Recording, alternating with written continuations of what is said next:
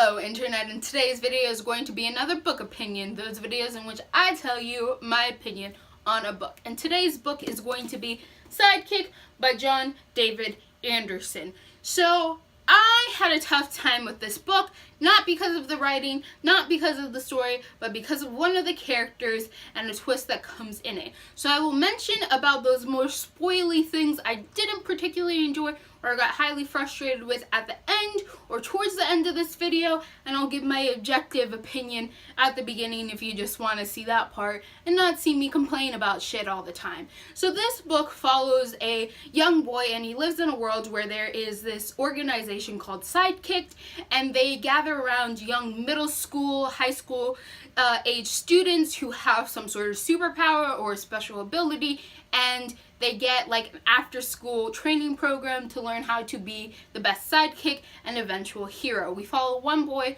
who his powers revolve around senses and getting them multiplied times 10. So he can taste better, he can hear better, he can smell better, all those sort of senses. He's very, very sensitive towards those things. Now, he comes across as a very, very lame character because his superpowers aren't physical, so a lot of the times he has to deal with self-esteem problems because all of the other people in his group have like really great fighting, combat-worthy powers, and it seems like in this superhero world they only care about combat. One of the things that I hated about this book was the limitations that they put on their minds on who could be a superhero and in what way. So this kid constantly put himself down or compared himself to others and couldn't see the full potential of his powers because everyone else got the full fighting treatment. They learned how to fight, they could kick ass, they were just like, they could take care of himself, and he had to sniff bottles and learn what poison smelled like, and he got beat up every day, and his hero didn't even show up to take care of him because his hero is a bum. So he's sidekicked to a bum hero. He's always captured.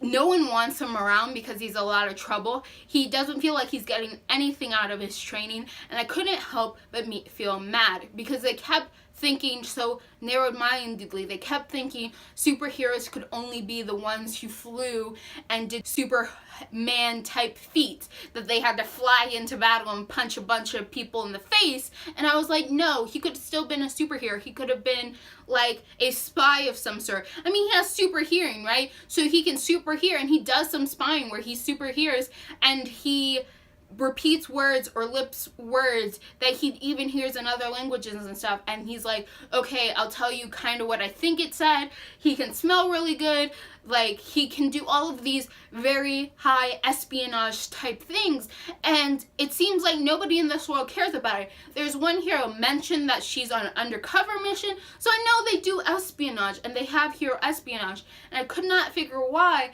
they didn't just tell this kid, stop thinking so limitedly, stop thinking that you have to go into battle and punch someone in the face. You can very well gather information. You don't have to be at the front lines to be a hero.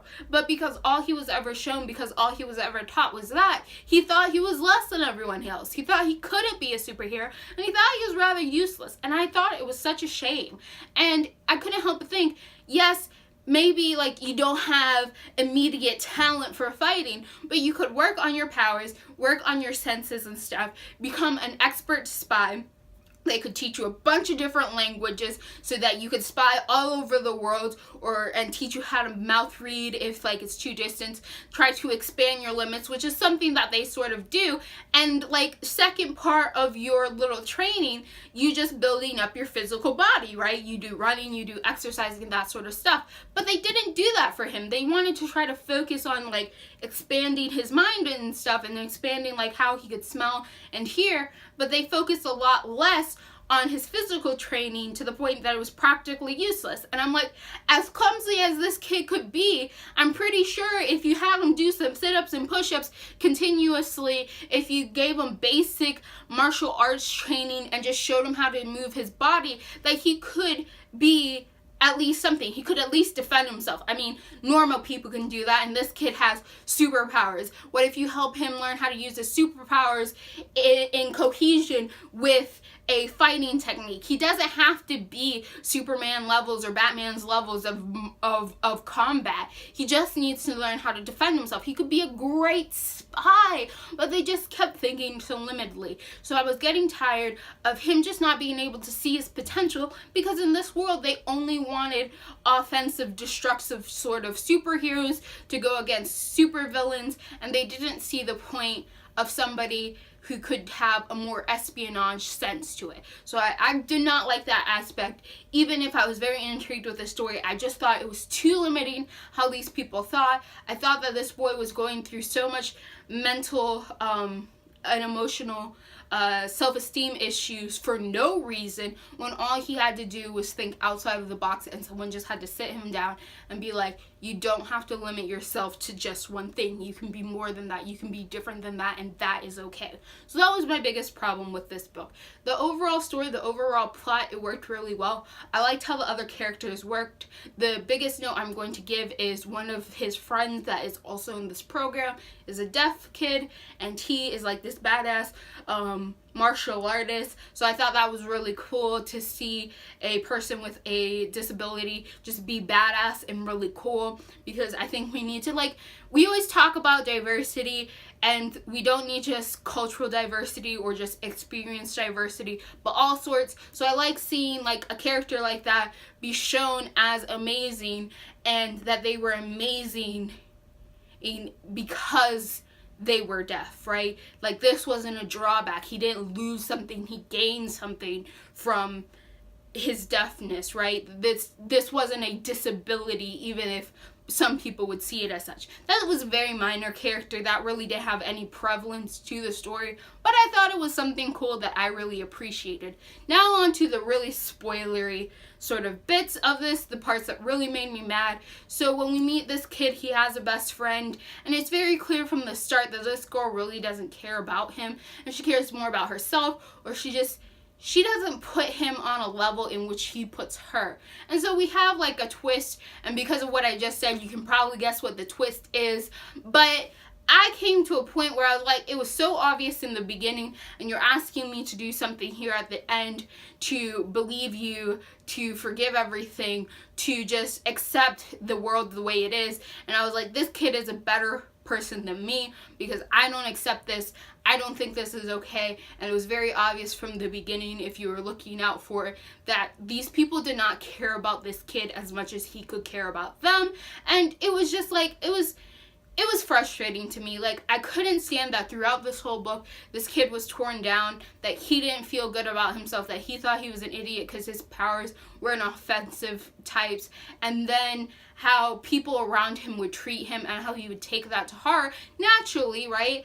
And just how easily he forgave people who wronged him, where I would be like, no, hold a grudge, just a little one, just hold a little grudge, because those people obviously don't care about your well-being at the end of the day. They say they do, they take actions that makes it seem like they do, but even those actions seem self-motivated in some sort of sense. It doesn't really seem like you're the main character in what they are doing, because if they really cared about you, if they really cared about doing the right thing, it would have been very obvious what choice they would have been made. And like I said, you probably already figured out this plot line. It was very, very obvious where this twist was going to go. I was highly suspicious of these characters. I wasn't surprised at the end of this, but it frustrated me. It frustrated me to the same sense that Harry Potter fans get frustrated at the epilogue at the end of Deathly Hallows, where Harry just forgives people who wrongs them, and everyone's like, but Harry, calm down. You don't have to forgive everyone who messed you over. And like, that's how I felt. I was just like, stop being understanding, just be angry. Like, this kid was just a better person than me, and I was like, you're being treated awfully, just don't forgive them, and I'd be happier. Like, I like characters who aren't always great, who aren't always the best person in the world, who can hold grudges, who can be angry. I don't trust people who are happy all the time. I think you're a bunch of liars. If you're happy all the time, I think you're a liar, because no one's happy all the time. No one sees the good in the world all the time. If you don't get angry around me, I don't trust you, because I know people get angry and frustrated, so you must at some point get angry and frustrated. And you can't always easily forgive everyone. If you don't hold at least one grudge to someone for anything, whether it's stupid or not, I don't trust you either, because you need to hold grudges, okay? You need to accept that there are bad parts about you and just learn how to work around them, because if you try to deny them and tell me you don't feel those things, or that you've let those things grow and you've gone to be a better person, I think you're lying to me and yourself. Like, that's just impossible. I know that's like probably a sad and harsh way to see the world to some of you people, but that's just the way I see it. People can have bad in them. People can be angry. People can be disgruntled. People can be frustrated. People can not easily forgive. And I think that's just the way of life, right? And if you don't feel those things, and if you deny those things, then you're lying to yourself. So Sidekick is a good time. It's a middle school grade superhero book. I think it is fairly entertaining. It was easy to read. However, I did not like the limiting sensibilities that they had when it came to the world of superpowers. I don't think it was well thought out. Now, I'm not quite sure if that was intended by the writer when he wrote that, for you to see how limiting they thought, or this was just the world he created and he didn't think much of it. My personal opinion, we shouldn't just think that you can only work in one way. We shouldn't just think that you can only use your powers offensively, that you can only fit into one mold to be great. But I don't know if that was the message of this or not, or if I was just seeing the faults of the world he lived in and was having frustrations with it. So take that as you will. Now, what I'm going to ask you, and what I'm asking you to comment down below, is, have there been characters where you've seen them at the beginning of the book and you're just like, you're a messed up character and you're just waiting for them to do something horrible? Just like, whether or not they do at the end, you still don't trust them. Like, you just think they're shady, and the book's never given you any like concrete absolute reasons, but you just find them to be a shady character for the long run of the book or the series, and you're just waiting for them to do something that's just like, I knew you were shady. Like, do you have those characters that you just like, you feel that way at the moment you read their name on the page for the first time? Because I definitely do. If you like what you're seeing here and you want to continue to see more, click all those bunnies down below, and goodbye, internet.